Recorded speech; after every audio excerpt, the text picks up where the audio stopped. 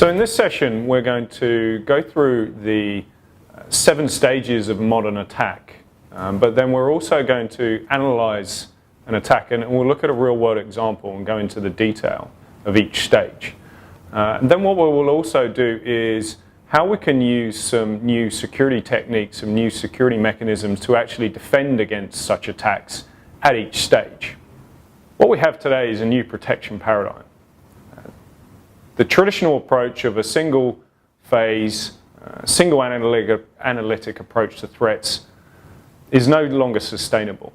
What we need is a multi-phase, multi-analytic approach where we pull in information from multiple sources. The threat landscape has changed to the point where threats now are multi-stage. Therefore, we need a multi-phase approach to detection and protection against them. Context is also something that's incredibly important.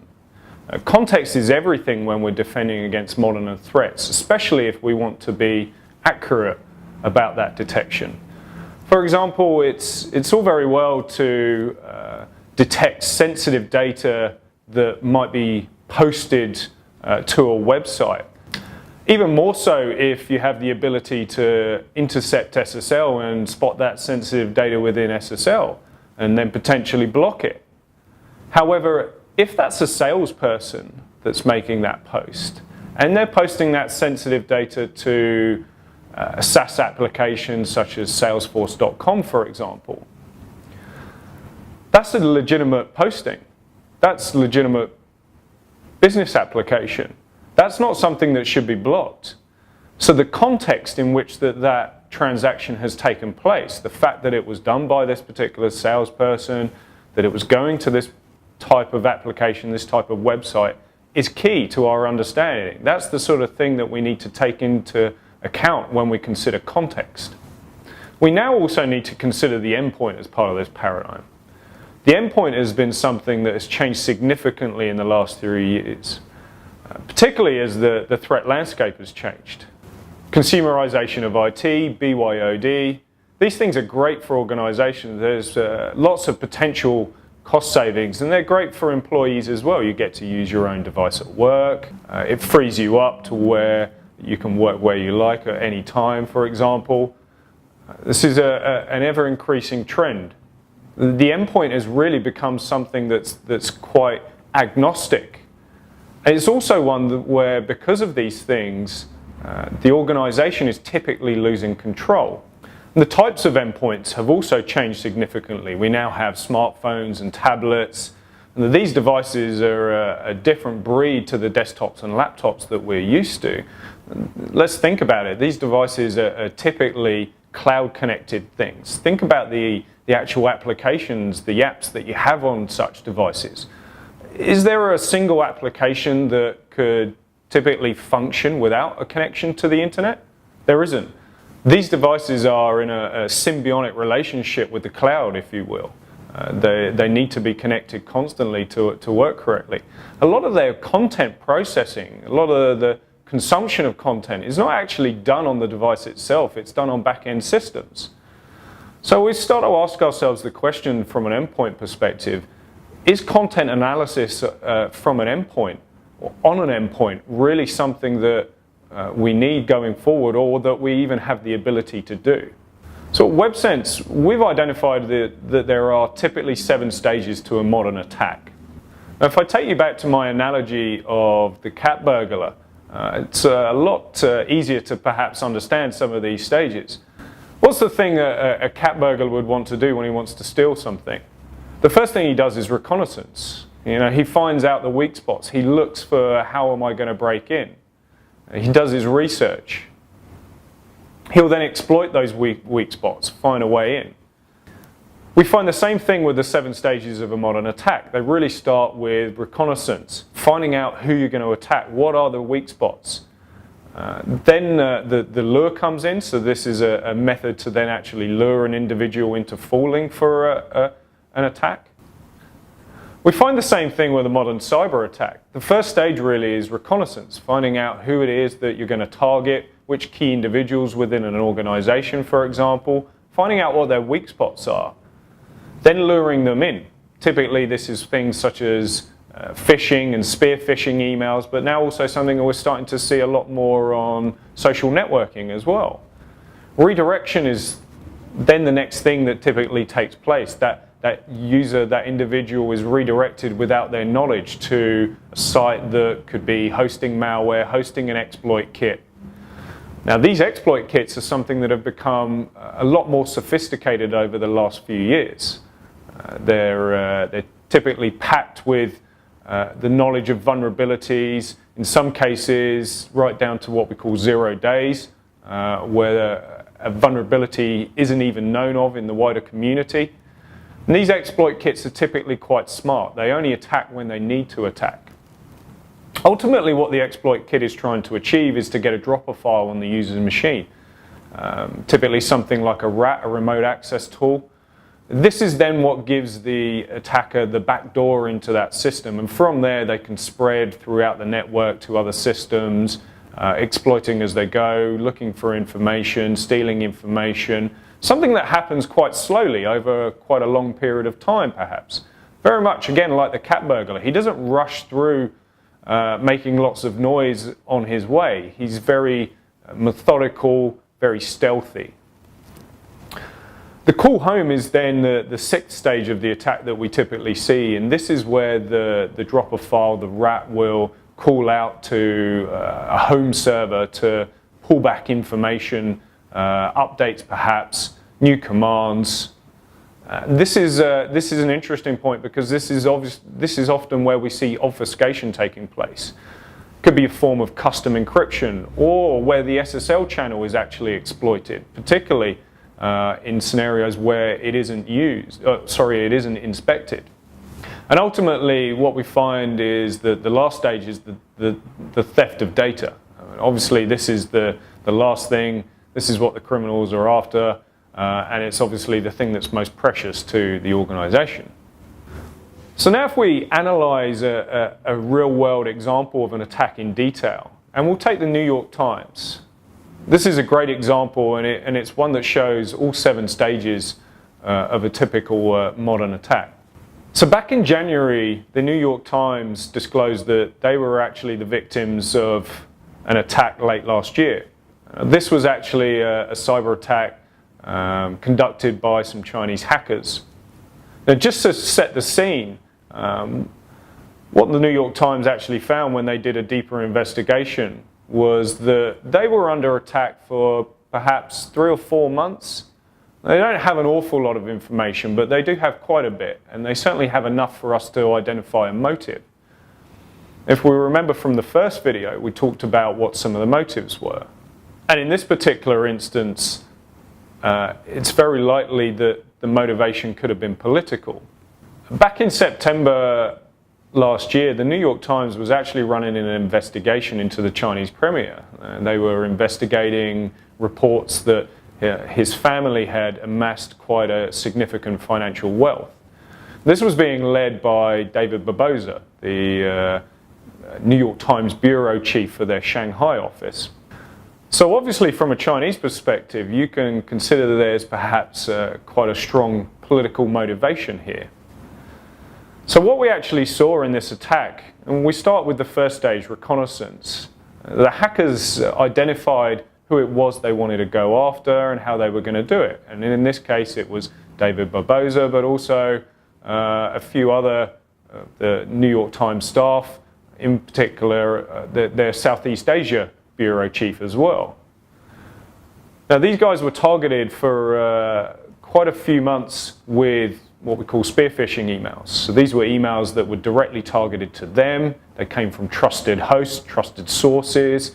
The emails looked very legitimate. They addressed them by name. And they also had content in them that was customized specifically to them. Now ultimately at the bottom of this email, there's a URL link that's embedded. And it's this URL link which is what we call the redirect. So this is where they wanted the user to click on the link and be redirected to another site. Now in this case, the redirects actually pointed to some servers hosted at various US universities. So these were legitimate servers, but they'd been compromised, unknowing to those US universities. And in this case, they'd actually been compromised with exploit kits. This is one of the areas where information hasn't come through to identify that. We don't actually know which exploit kits these were. But what we do know is that they used a particular technique that we call a sleeper cell. And this is where the exploit kit remains dormant. That is, it's unarmed, it's benign. If someone actually browsed to one of these compromised servers, they'd just get a completely normal page that gave no indication an exploit kit was even there. Now, what the hackers did in this particular instance was they waited. They waited until they'd actually launched their spear phishing attack. So the mail had been sent out, and then they timed it. They waited until they knew it was going to be, say, 8 a.m. Shanghai time. David's coming into work, he's going to read his emails, he's going to look at his emails, and he's going to click on that link. That's the point where they then activated the exploit kits, and they were armed and they were lethal. That's when they got infected. The result of the exploit kit is that a dropper file was loaded onto David's machine. That dropper file was some form of RAP, the remote access tool, that then gave the attackers a backdoor into his system. Now, that wasn't the only dropper file that was identified. On further investigation, they actually found there was 45 different variants of custom malware that was loaded onto David's system over a 3 to 4 month period. Now, only one of those, 2%, was actually detected by the antivirus software loaded onto his host system. Now, ultimately, what that rat did was it did a call home. Now, the call home, again, was to compromise servers, and again, compromise servers of US universities. Now, here again, the attackers used some sophisticated techniques. First of all, they used SSL to obfuscate their intent. So things were encrypted, and they were encrypted using normal standard SSL, which looks legitimate. They also used a technique of spreading the load across several compromised servers. Now, this is significant because the idea being here that if a single command and control channel had been seen going out of the New York Times network to one specific server, there's a much greater chance that it could have been detected and picked up on. But the fact that it was spread around several servers made it a lot harder to identify. Now, ultimately, the end result of this was the data theft.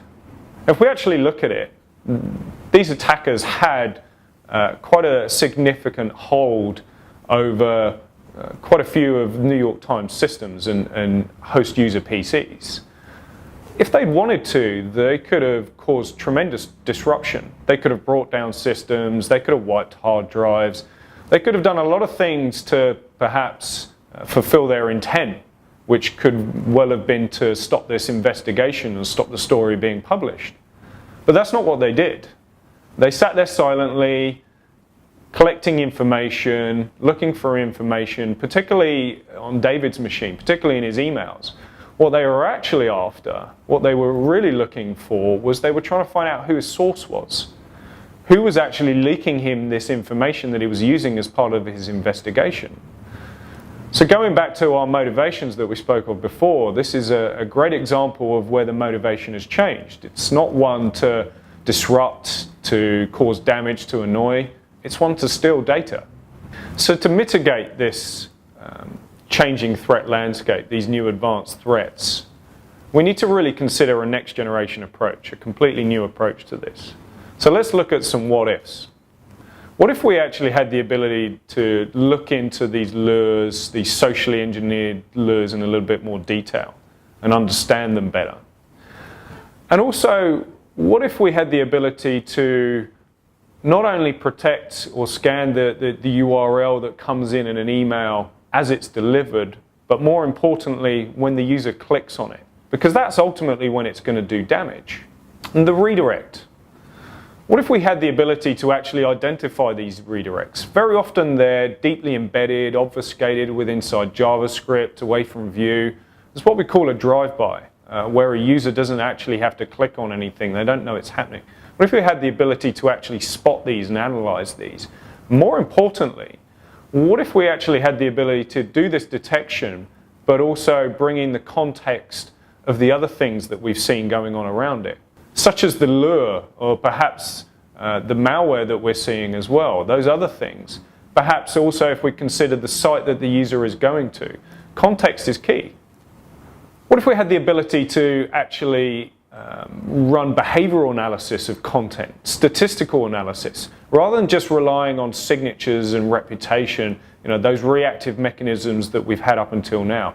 If we had a reactive approach, this way we could identify exploit kits and also dropper files that we've never seen before. We wouldn't have to match against signatures. Analyzing the call home channel, extremely important. What if we actually had the ability to look at that outbound traffic, look for signs of obfuscation, look for signs of data theft, especially slow data theft, another technique that takes place a lot now. If we had the capability to look for credentials being stolen, the keys to the kingdom, because ultimately that's a key stage to an attack. Without that elevation of privileges, the attackers are not going to get an awful lot further. And ultimately, what if we had the capability to spot the sensitive data that's leaving an organization, that's going out over one of these channels? Then we could, at the very least, report on that, and know when there is an issue, know when there's something that needs responding to. Now ultimately, what if we could bring all these things together?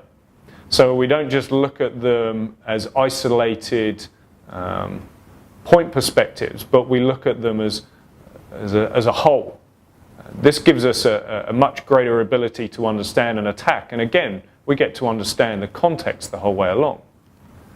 Now this is something that WebSense Triton was actually designed for. So the WebSense Triton architecture is one that spans right across these 7 stages.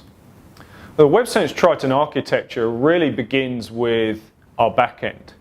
So this is our security researchers that work in our labs. They're dedicated to understanding what the latest attacks are and also the latest lures. So, they're looking at social networking. They're looking at the lures that are being used on such sites, the latest techniques.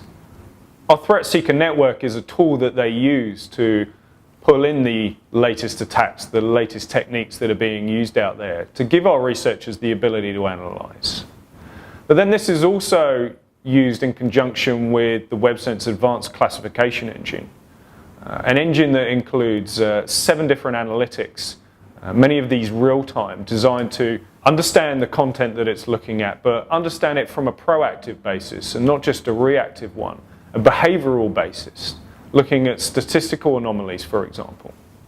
Now, from a platform perspective, the WebSense Triton architecture is one that spans across web security, email security, but it also encompasses data security. Data security now is really something that should be tied very closely with web and email security.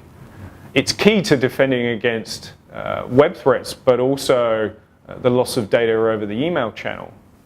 And one of the things that we're very aware of at the moment is the changing endpoint landscape.